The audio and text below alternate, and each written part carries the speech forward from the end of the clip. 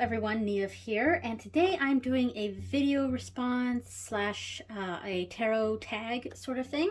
As I started this, I can't remember the exact tag, but I have it written down in my planner as hashtag 22 faves, but it might be 22 favorite major arcana. I don't know what exactly the tag is, but anyway, it's going through all of my decks and figuring out, oh my gosh, as I was talking, I just realized I missed a deck.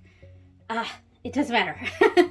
I forgot about my my relative tarot because it's in a different place. It's on my ancestor altar, and I completely forgot to look through that one. But anyway, it's so this tag is going through all of your tarot decks and picking out your favorite major arcana. Like, for example, like what throughout all of your tarot decks, which deck has your favorite Fool card, which deck has your favorite Magician card, etc., etc. All right, so I just got done doing all of this and already messed up because, like I said, I forgot about the relative tarot. So yeah. That's okay. I can't think of any of those cards off the top of my head that would outdo some of these, but maybe there is one.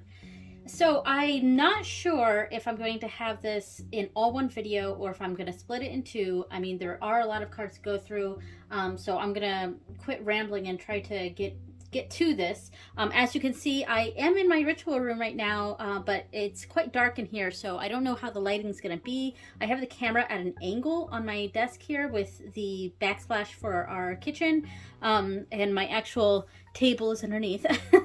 All right, so I'm gonna start this off by doing both the Fool and the World, and the reason I'm doing both of them together is because they are from the same deck.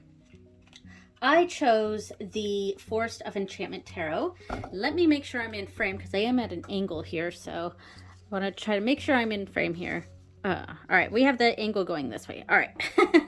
So I chose the Forest of Enchantment Tarot just because I really liked the way that they bookended that. I think the author is Linnea Weatherstone, and I don't know the artist, but I like how she bookended with the same character as the Fool, the White Heart versus the Wide World. Yeah, I just liked how that was done, and yeah, so these were my favorite Fool and World, and I'm doing those together only because my pick actually goes together. So there we go. So that is the Fool and the World. Now for the Magician, yes, I pulled out one card. This is from the Moon Crystal Tarot. This is Sailor Mercury, Amy or Ami, as the Magician. And quite frankly, so the Magician is one of my favorite major arcanas in general. I think my top three major arcana cards are the Magician, Strength, and the Sun. Those are my favorite major arcana cards, and I just really like the traditional imagery of the Magician. So I could have gone through my other deck that I forgot to go through, which is my Universal Golden Universal deck, and that's just straight up a Rider-Waite-Smith deck with gold accents and stuff. So I did forget another deck. So I could have picked that. The just straight up traditional Rider-Waite-Smith imagery, because I do like that imagery for the Magician, and I connect to that imagery specifically. I also thought about the Magician card from the Crow Tarot. That one was also very good, and I hemmed and hawed, but I went ahead and went with the Magician card from the Moon Crystal Tarot, which is a Sailor Moon themed deck. All right, so next one. Sorry about the dog. She's gonna run through and start barking, but so for the High Priestess, I picked out two cards, and that's because both of these cards are kind of the same image. So we have the High Priestess from the Steampunk Tarot and the High Priestess from the Everyday Witch Tarot. Hold on a second. Let me just tell the dog to knock it off. Okay, sorry about that. It was a package being delivered. That's why she was barking so much.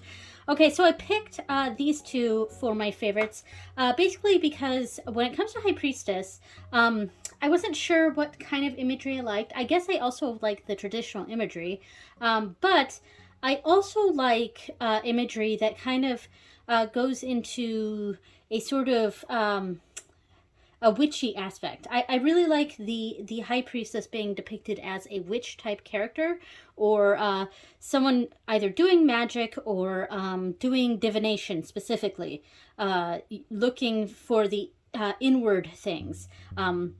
It, things and both of these cards depict that pretty well. I mean, I could just pick which one I liked more. I mean, I guess maybe I like the steampunk one more. I don't know. Ask me in 5 minutes. Maybe I like this one more. I don't know. But both of these have pretty similar imagery, and I think I like that sort of imagery for the High Priestess the best. All right, so then for the Empress, I also picked out two cards, and these are so different. So one of them is from the Pacific Northwest Tarot, and I liked this imagery because it's just, it gives me very strong Bridget vibes, the goddess Bridget. There's something about this card specifically, and I can't really pinpoint why it gives me this feeling, but and I actually have very good Bridget readings with this deck. And there's something about this card that I feel like in that particular deck, the Empress really exemplifies that Bridget energy. Yeah, and then the other card I have for the Empress is on the complete opposite spectrum, and that is from the Murder of Crows Tarot.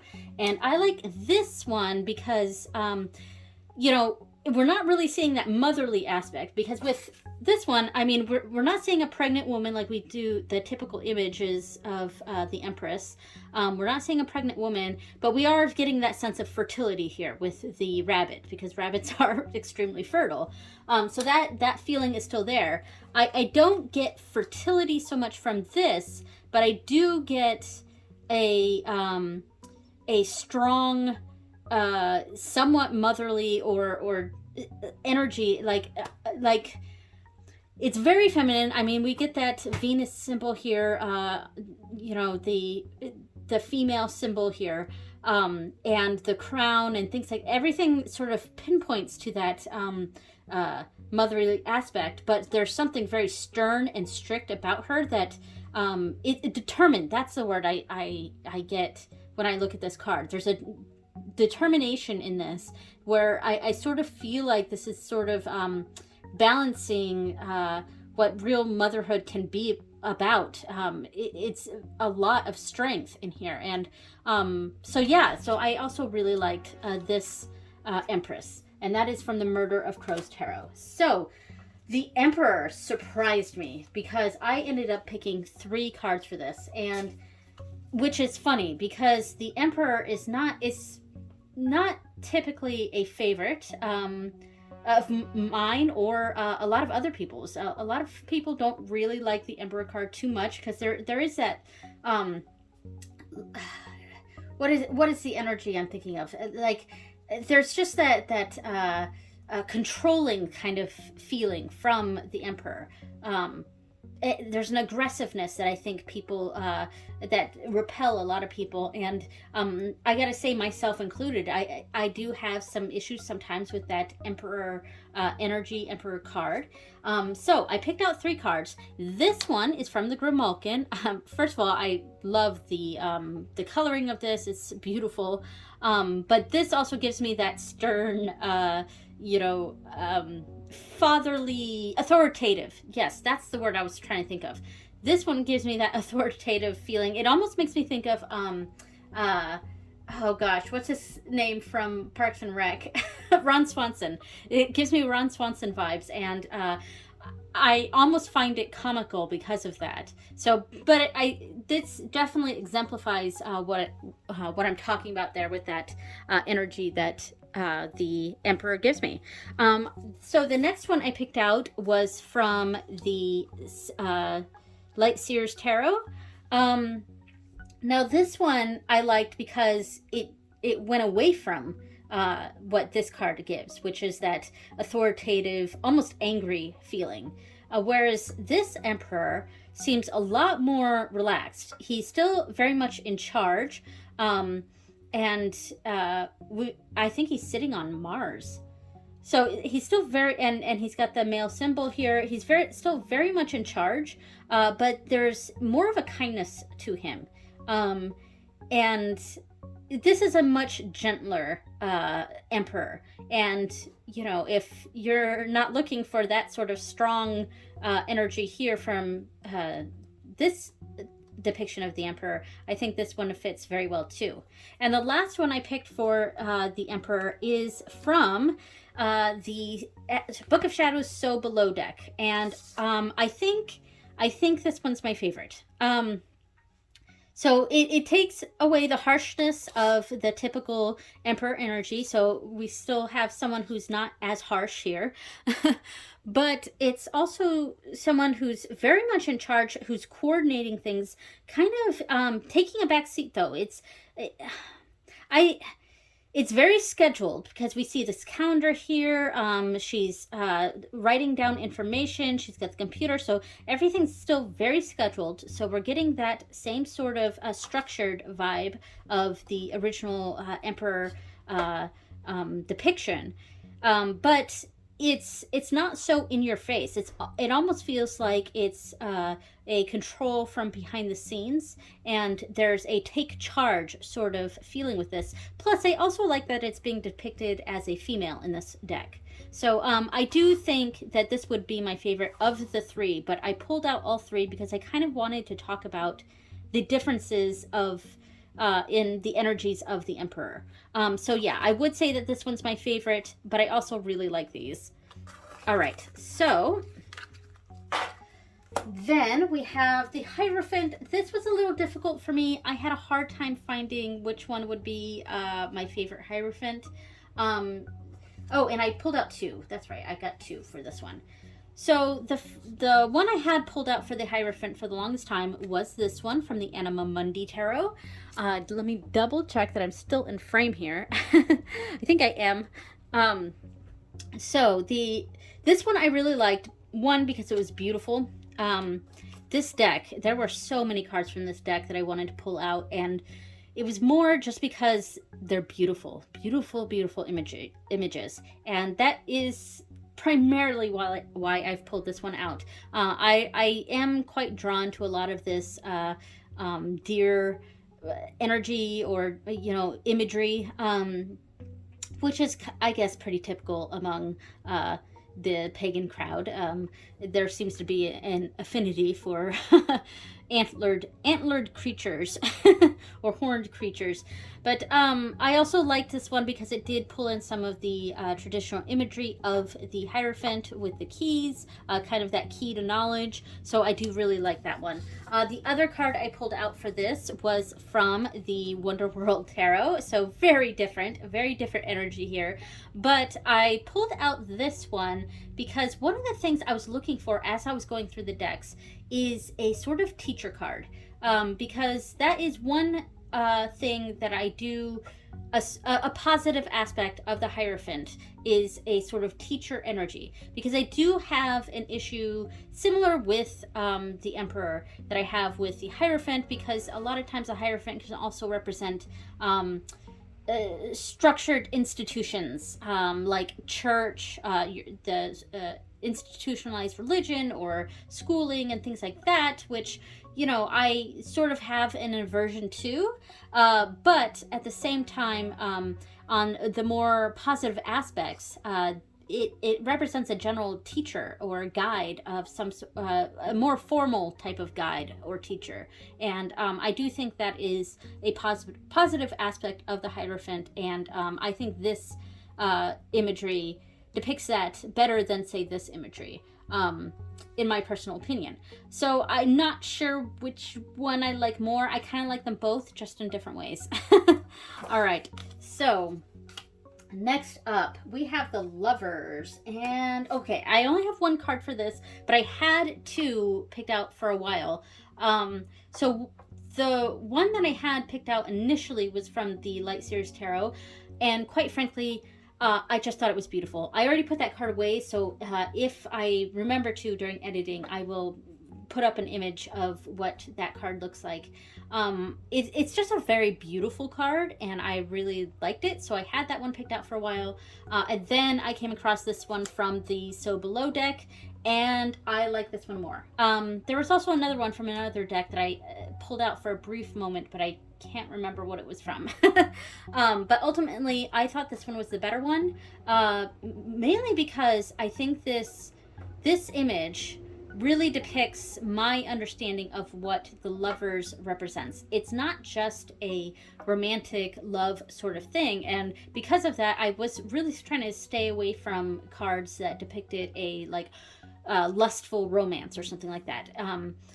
I definitely, that has its time and place, and I like some of those cards a lot, but when it comes down to it, I thought that this imagery really depicted the Lovers in my mind the best from all my decks.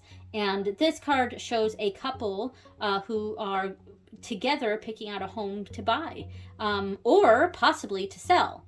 They may be selling a home. I guess it really depends on the context of the reading or how you look at it. But I see this as a true partnership. And that's what I liked about this. There was an agreement, there's a partnership, that's a coming together of forces.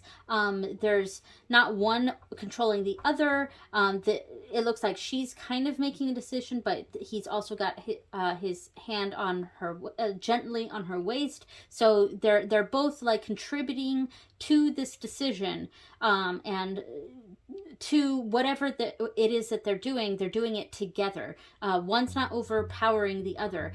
They both have a voice here, and that's what I actually really love about this deck. It's like everyday imagery, but it's done in a way that, in my mind, really helps me connect to what the meanings of the cards are. So yeah, that's why it's one of my favorites. It's a really simple deck, but it really works for me. All right, so for the Chariot, I did pull out 3 cards for this one. Let's see.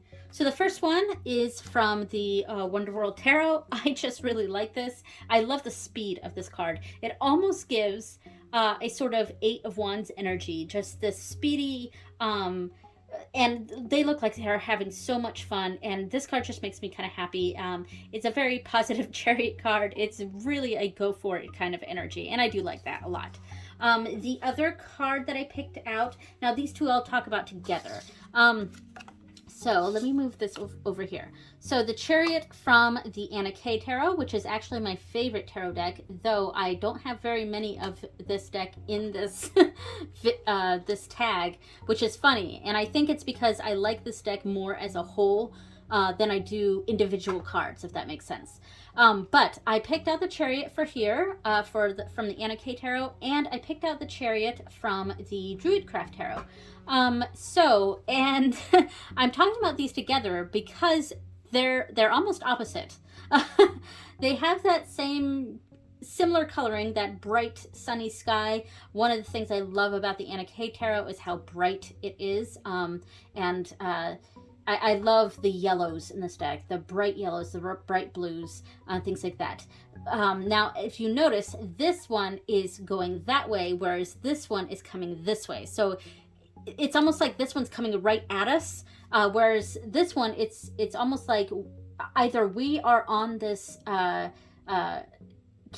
chariot, we're on this, we are this guy, or we're on this or something, or we are following this trail. We're following this trail, whereas this one is coming right at us, if that makes sense. So it's a different sort of perspective, and I like both of them, and so that's why I picked out both of these cards, and also this one just because it was really fun. All right, so for strength, I pulled out 2 for this one. So I have strength from the Crow Tarot here. All right, so I'm just trying to make sure my cards are not in the way too much. Maybe I'll just stack them. All right, so I picked out this one from the Crow Tarot. This is my favorite card in that deck. I just really like it. Yeah, it's just a beautiful, beautiful card. And it's got, I noticed when I did my deep dive of this deck that I liked pretty much every card from this deck that had a lion in it. Even though it's the Crow Tarot, there were quite a few lion images, lions in this deck, and I kind of liked it. I liked the lion energy. And of course, it fits very well for the Strength card because, the typical imagery is of taming a lion, whereas this isn't so much taming a lion. I feel like this lion has already been tamed, and this crow is sort of in charge of that lion. And then the other card that I picked out, which I think I like better as a depiction of strength, is this one from the Anima Mundi Tarot. Oh gosh, going through this deck, there were so many cards I wanted to pull out. But I really like the strength card. It's so simple, but it really, I think, showcases what the strength card is all about. I mean, this beetles are incredibly, incredibly strong, and I just really like that depiction of strength. So there we go. All right, so the Hermit, I also picked out 2 cards. The first one is also from the Crow Tarot. One of my favorite cards from that deck is just a very beautiful image. Yeah, I like the wintry scene. There's not much else I can really say about that. We really see the light here from the crow's lantern, the guiding star here. The imagery is all there. And it's just done in a very beautiful way. So it's just a very pretty card, and so I pulled that out. But I think my favorite is this one from the Cosmic Slumber Tarot. Yeah. When I was going through all the decks, I wasn't sure which one was my favorite Hermit card. This was one of the cards that I had difficulty with. But when I pulled out the Cosmic Slumber Tarot and I was going through that one, I was like, oh, this Hermit. Definitely this Hermit. I really, really like this one. I love the planet. There's just I love the cosmic nature of it, but also it's very otherworldly, but still kind of gives that image of the hermit to me. Yeah, plus I love the colors of this deck. Okay, so that was the Hermit. Now for the Wheel, or the Wheel of the Year, or the Wheel of Fortune, or whatever you want to call it. So I initially pulled out this one from the Green Witch Tarot. But I think my favorite is the second one I'm going to pull out here, though. So I picked out this one because I do actually like the Wheel of Fortune being depicted by the Wheel of the Year. That makes sense to me. It still fits with what the Wheel of Fortune meaning is, and it kind of gives that sort of neo-pagan flair to it. Yeah, and while my path has definitely gone away from, say, Wicca and things like that. I haven't considered myself Wiccan in probably 15 years, but I still had a lot of like Wicca aspects to my spirituality, and a lot of that I've sort of stepped away from, or kind of evolved away from, if that makes sense. But one of the things that has still stuck with me is the Wheel of the Year, and yeah, so I do like the depiction of the Wheel of the Year as the wheel. I haven't been using this deck hardly at all. It is very Wiccan-y, and there's nothing wrong with that. It's I'm not exactly in that place anymore, and even now, yeah, I don't know. It's a whole other discussion. But what I think I like more as the depiction for the wheel is this one from the Wonderworld Tarot. I really like this one.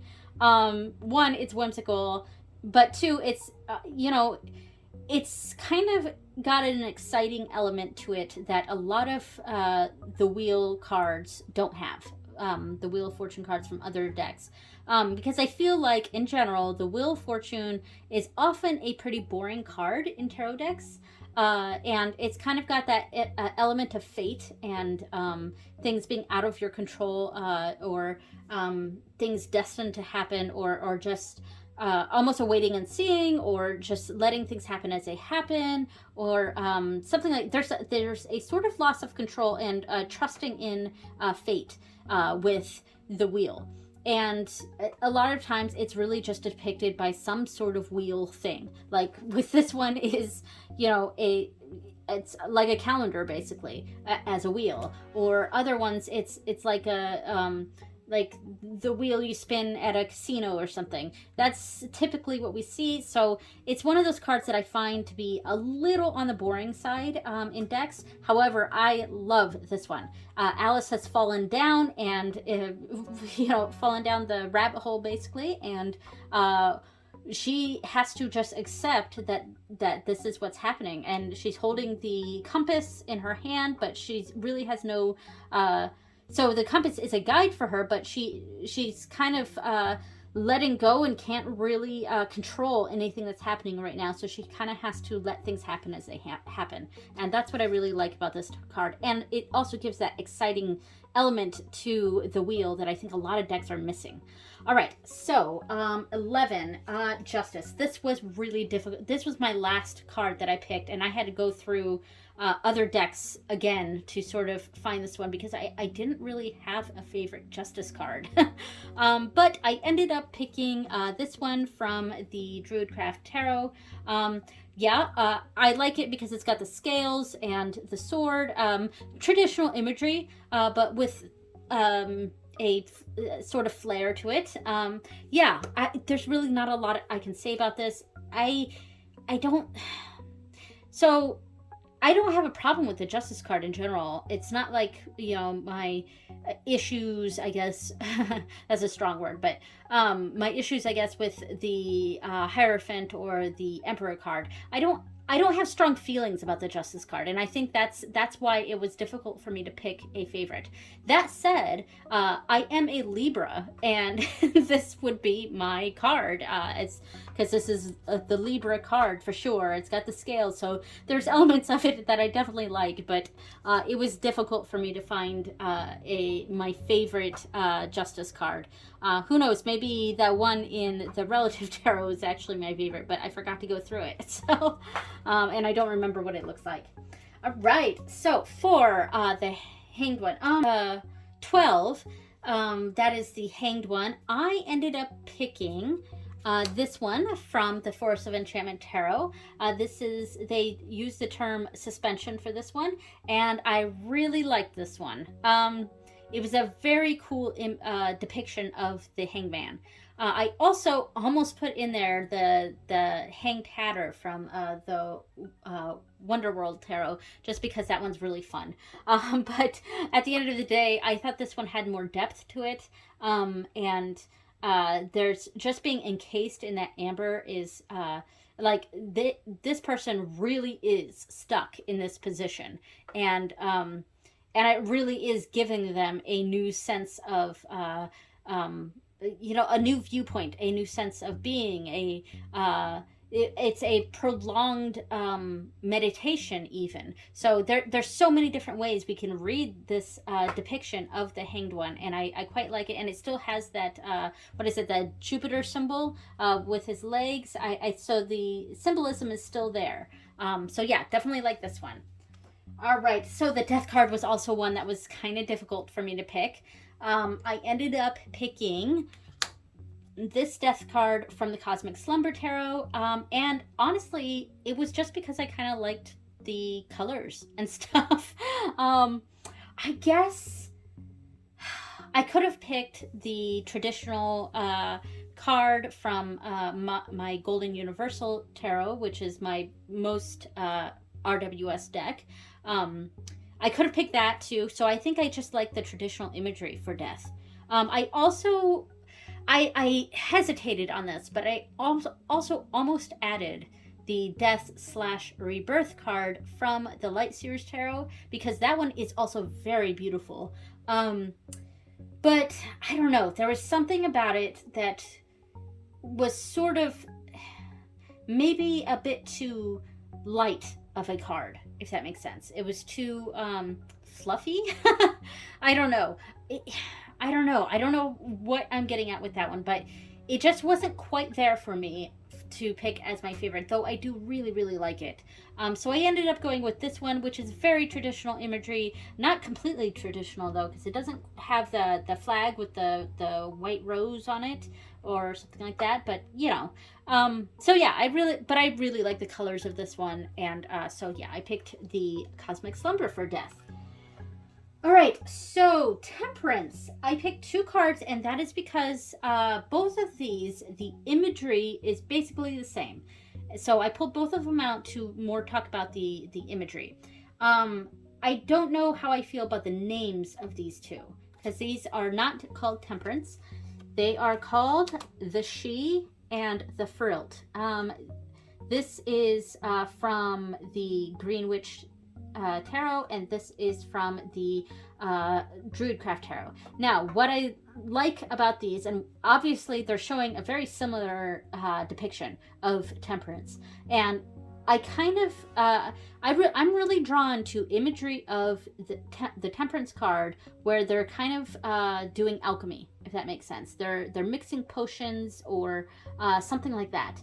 I really like that sort of depiction of the temperance card. That said, I wish it was just called Temperance. I don't like the name the She for this. I don't see the connection of the She to this card necessarily. Maybe there is a connection.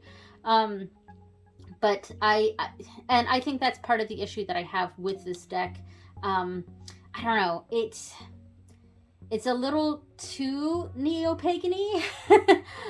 Maybe using words for cards, using real things for cards that I don't know that I see the connection. It almost feels like they were just using that word to use the word. And that's sort of how I felt about this temperance card being referred to as the She.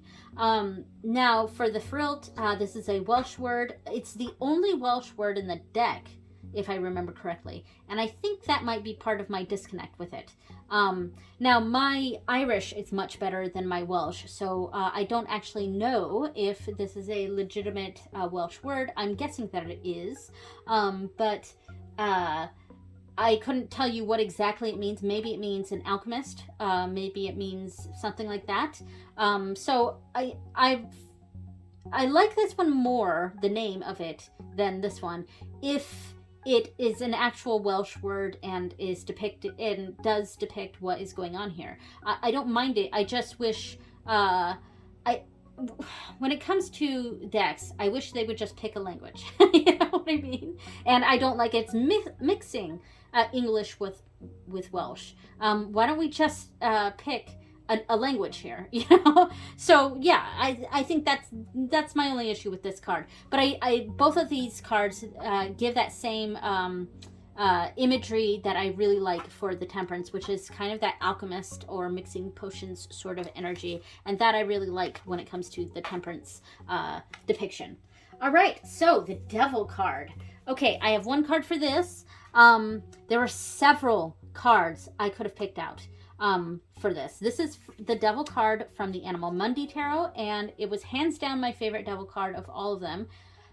But there were lots of devil cards that I really liked. I love the devil card from the So Below deck. I really liked that one because it's all the ice cream and desserts and stuff, and it's really got that temptation vibe. And there were other devil cards that I really loved from other decks. But ultimately, this one's my favorite because in this deck, this is the only human in the entire deck. The Animal Mundi is the world spirit. It's and you know, it's a very animal heavy deck, and humans are animals, but it's very poignant to me that the devil was the only human animal in the deck. And there's just a lot of that we could read into that. And I really liked the depiction of a human as the devil card in a deck where this is the only human, if that makes sense. So yeah, love this devil card.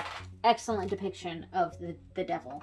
The tower was super easy for me to pick. I knew, like, going into this tag, this is the first card I thought of because this is hands down my favorite tower card, and that is from the the Book of Shadows So Below deck, and this card, I think it's at a very everyday scene that we're seeing here. We see a woman, the way she's lit, she's all in red where everything around her is blue, so she really stands out. And she's on the phone. She's just received devastating news, so devastating that she's knocked her cup over. And this, I think, is depicting what a real life tower moment might be for a lot of us. And I really like the modern, just as it is nature of this deck. And I just love the depiction here. Yeah, so this is hands down my favorite tower card. This feels like a tower moment. Yeah, and this was the main card I was thinking of when I saw this tag of 22 favorites. I was like, well, obviously the tower card, my favorite is from the So Below deck. Absolutely. All right, so the star card, I liked this one from the Anna K Tarot. It's very simple, but to the point. And the star card for me is it's that guiding star that we saw in the Hermit card. It is the guiding star. And this, to me, is very clearly the guiding star. That's exactly where our eyes go to. It goes to the star. It's beautiful. To me, there's a little bit of obstacle in the way to get to that star, but we can make it. And yeah, I really like this depiction of the star. There are other star cards that I considered putting in this, but ultimately I think I like the Anna K star the best. It's just simple, straight to the point, and really exemplifies what my understanding of the star is. Okay, so for the moon, I did pick out 2 cards. The moon is not one of my favorite major arcana cards in general. It's a bit too elusive for me. I guess I'm that type of personality. I like things to be, I like what we're thinking to be said, if that makes sense. I don't like being around the bush. I don't like elusiveness, and the moon is very elusive. So, but what I do like about the moon, or one of my major associations with the moon, I kind of think of it like a mirror. And both of these cards, this is from the Everyday Witch Tarot, and this is from the Wise Dog Tarot. Both of these cards really tap into that reflection energy that I see from the moon card. And it's a distorted image. I mean, this cat is seeing itself as more of a panther.